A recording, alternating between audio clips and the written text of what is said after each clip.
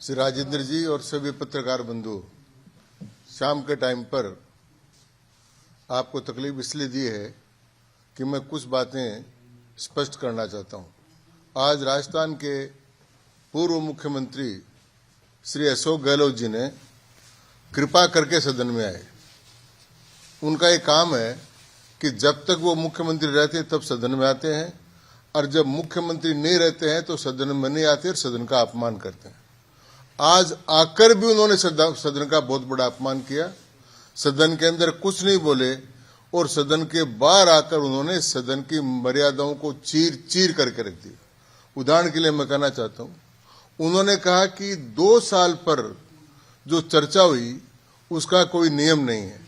पहले तो मैं ये बताना चाहता हूं कि सदन में जो भी कार्रवाई होती है वो कार्रवाई बिजनेस एडवाइजरी कमेटी तय करती है सदन की, और वही कार्रवाई सदन में होती है।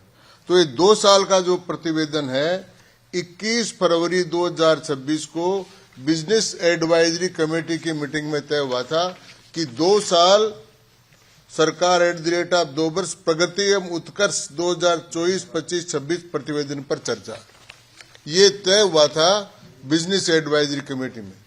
और बिजनेस एडवाइजरी कमेटी में तय होने के बाद में इस पर चर्चा हुई, और इस चर्चा के बाद उनको विधानसभा को मूर्खतापूर्ण बताना और विधानसभा को मजाक बताना, ये कांग्रेस की अर्ध विक्षिप्त अवस्था को दिखाता है। अर्ध मूर्छित हो गई है कांग्रेस। मैं उनको कुछ 2-3 बात बताना चाहता हूं। पहली बात, भारत के लोकसभा में जब बजट प्रस्तुत होता है उसके पहले 1 साल का इकोनॉमिक सर्वे प्रस्तुत होता है और हमेशा उस पर चर्चा होती है। मैं धन्यवाद दूंगा भजनलाल जी सरकार को कि उन्होंने राजस्थान में एक परंपरा शुरू की कि 2 साल का अपना जो कार्यकाल है उसमें जो उन्होंने काम किया है वो सदन के सामने रखा, क्योंकि सदन के प्रति सरकार का दायित्व है और सदन के माध्यम से जनता के प्रति दायित्व है, इसलिए जनता के प्रति अपने दायित्वों का निर्वहन किया।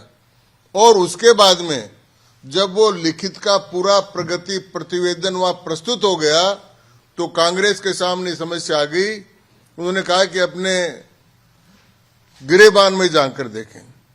तो वर्तमान सरकार ने अपने गिरेबान में झांक कर तो ये प्रस्तुत कर दिया, लेकिन फिर उसने कांग्रेस के गिरेबान में भी झांका। वो झांकने से उनको मिर्च लग गई और उसके बाद वहां से वॉकआउट करके चले गए। और फिर अशोक गहलोत जी को अगर ये मुद्दा उठाना था तो विधानसभा के अंदर गए थे, व्यवस्था के प्रश्न से मुद्दा उठा दे, उनको जवाब मिल जाता, लेकिन वहां मुद्दा उठाने की उनकी हिम्मत नहीं हुई। और विधानसभा के बाहर आकर आपने सरकार बिजनेस एडवाइजरी कमेटी के निर्णय को मूर्खतापूर्ण बताया और उसको मजाक बताया। मैं समझता हूं कि इस प्रकार की भाषा का प्रयोग करने वाले सदन के प्रति, सदन की कार्य सलाहकार समिति के प्रति, वो पहले मुख्यमंत्री हैं, मैं घनघोर शब्दों में उनकी निंदा करता हूं और उनको सदन से माफी मांगनी चाहिए और सारे राज्य की जनता से माफी मांगनी चाहिए। दूसरी बात, उन्होंने 2-3 बात और उठाई, मैं उनको ध्यान में लाना चाहता हूं कि वो बार बार कहते हैं अपराध बढ़ गए। भैया, अपराध नहीं बढ़े हैं। राजस्थान वो राज्य है जहां अपराधों में 10% कमी आई है। मैं उनको बताना चाहता हूं कि राजस्थान वो राज्य है जिसने आपने जो लटका कर योजनाएं रखी थी ERCP के नाम से, जिस योजना को लटका कर रखा था, अब राम सेतु के नाम से वो योजना प्रारंभ हो गई है और वो कोटा, बूंदी, बारा, झालावाड़ से लेकर 22 जिलों के पेयजल की और उसकी व्यवस्था करेगी, उनको पता नहीं है। उन्होंने कभी जमुना जल का मुद्दा उठाया ही नहीं था।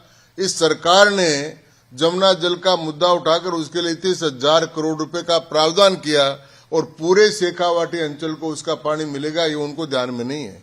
उनको ये ध्यान में नहीं है कि जब जब उन्होंने परीक्षा कराई सारे पेपर आउट हो गए। उनके बनाए हुए RPSC के मेंबर जो हैं वो जेलों में पड़े हैं और उनके जो और सहायक थे वो भी जेलों में पड़े हैं।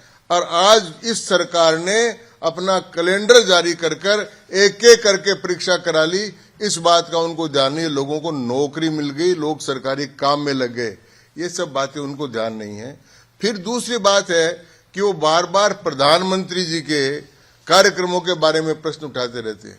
वो कहते हैं साहब कांग्रेस ने 18 कॉलेज खोली थी।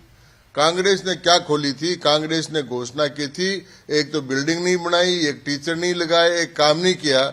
इसलिए सारी बात उनकी जो है वो बिल्कुल गलत है और बेबुनियाद है। मैं समझता हूं कि जितना काम 2 साल में किया है, प्रामाणिकता पूर्वक विधानसभा के पटल पर रखकर एक नया काम किया है। और मैं दूसरी बात कहना चाहता हूं कि विधानसभा में नए नए प्रयोग होते रहते हैं। उदाहरण के लिए मैं 3 बात बताना चाहता हूं, गहलोत साहब को भी समझ में आ जाए। पहले पर्ची पर भाषण की कोई व्यवस्था विधानसभा में नहीं थी। भाबड़ा साहब के टाइम पर इस नई व्यवस्था का सृजन हुआ और 4 लोग पर्ची के आधार पर विधानसभा में बोलने लगे।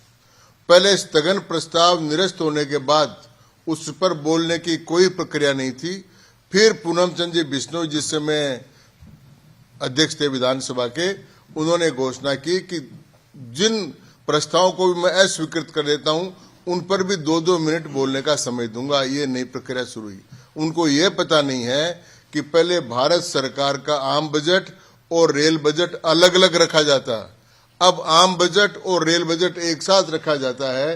तो ये सारा जो निर्णय है वो बिजनेस एडवाइजरी कमेटी करते हैं। मैं दोनों को, राजस्थान विधानसभा के अध्यक्ष श्री देवनानी जी को, कार्य सलाहकार समिति को और मुख्यमंत्री जी को बहुत बहुत धन्यवाद देना चाहूंगा कि राजस्थान की जनता के प्रति अपने दायित्व को समझते हुए उन्होंने इसको पूरा किया है और एक प्रकार का ये काम है। और गहलोत साहब से मांग करूंगा कि जिस कार्य सलाहकार समिति को मूर्खतापूर्ण बताया है और विधानसभा की का मजाक उड़ाया उन्होंने, उनको इससे लेकर विधानसभा से माफी मांगनी चाहिए। इस विधानसभा की अवमानना है। उनके जैसे वरिष्ठ नेता से इस प्रकार की अपेक्षा नहीं की जाती। वो सदन में नहीं आते हैं, नहीं आए, उनको जेब है, अपनी जेब मिटाते रहें, लेकिन वो इस प्रकार की बात करे आकर साल में एक बार आ जाते हैं और आकर विधानसभा में नहीं बोलते, विधानसभा के बाहर आकर इस प्रकार की बात करते हैं। मैं समझता हूं कि अनुचित है। और ये कार्य सलाहकार समिति का जिसमें साफ लिखा है, ये कार्य 16 फरवरी की कार्य सलाहकार समिति की मीटिंग, और उसमें कहा है कि नंबर 2 पर सरकार 2 वर्ष प्रगति एवं उत्कर्ष 2024-25-26 प्रतिवेदन पर चर्चा, और उनको चर्चा करनी चाहिए थी। विधानसभा में जितनी चर्चा हो जाए उतनी ठीक है। और विधानसभा की चर्चा को मूर्खतापूर्ण बताना मैं समझता हूं कि किसी प्रकार योग्य नहीं है, सदन का अपमान है। और इस प्रकार के अपमान को सार्वजनिक रूप से उनको माफी मांगनी चाहिए। मुझे इतनी बात कर।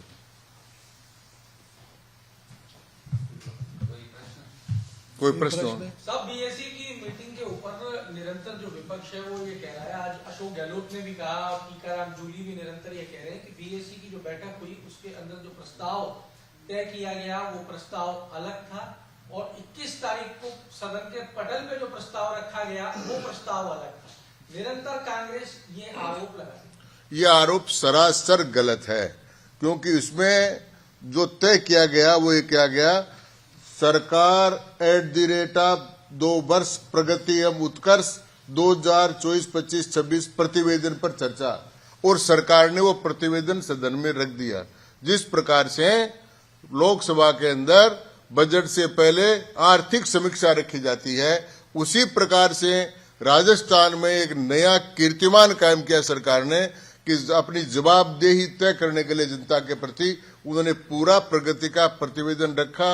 उस पर चर्चा करते। भाई आप भाग क्यों गए? चर्चा इसलिए नहीं कर पाए कि 2 साल में जो काम हुए हैं, 5 साल के काम उनके सामने कुछ भी नहीं है। और 2 साल में जो काम हुए, नौकरियां लग गई, पानी आ रहा है, जमुना का पानी आ रहा है, अपराध कम हो गए हैं, विकास के काम लगातार हो रहे हैं। ये सब काम उनको बर्दाश्त नहीं हुए, इस कारण से इस प्रकार का स्टेटमेंट दिया है। मैं समझता हूं कि अर्ध मूर्छित आदमी का सा स्टेटमेंट है, जो गहलोत साहब के लिए उचित नहीं है। जौनपुरिया जी का एक वीडियो लगातार सोशल मीडिया पर वायरल हो रहा है। एक महिला को इस तरह के शब्द बोले गए, अपमानित किया गया, इसे आप कैसे देखते? मैंने देखा नहीं भैया, सुना भी नहीं। ना सुना ना नहीं देखा, नहीं सुना। मैं वायरल में ज्यादा पढ़ता ही नहीं, वो भी नहीं पढ़ा। आज मैं सुबह से दौरे पड़ता, रात को जाकर कटिंग काट लेता हूँ, तब देखूँ। तो एक महिला को अपमानित किया गया है, मुझे पता नहीं है। कोई सभी महिलाओं का सम्मान होना चाहिए। अशोक गहलोत ने ये भी कहा, भाजपा के चर्चा होनी ही नहीं चाहिए। चर्चा क्यों करनी 2 साल 5 साल? चर्चा इसलिए होनी चाहिए कि चर्चा क्या हो और क्या नहीं हो ये तय करती है कार्य सलाहकार समिति, और कार्य सलाहकार समिति में सभी दलों के लोग रहते हैं। और चर्चा के बारे में यहां तक भी है गहलोत साहब कि राजस्थान का मुख्यमंत्री सदन का नेता होता है, सदन में खड़े होकर वो किसी विषय पर चर्चा करने के लिए अध्यक्ष की अनुमति मांगे तो वह अध्यक्ष की अनुमति से चर्चा कर सकती है। ये सदन ऐसा है जिसमें आकाश से लेकर पाताल तक कोई भी चीज हो उसकी चर्चा हो सकती है, इसको कोई नहीं रोक सकता। धन्यवाद।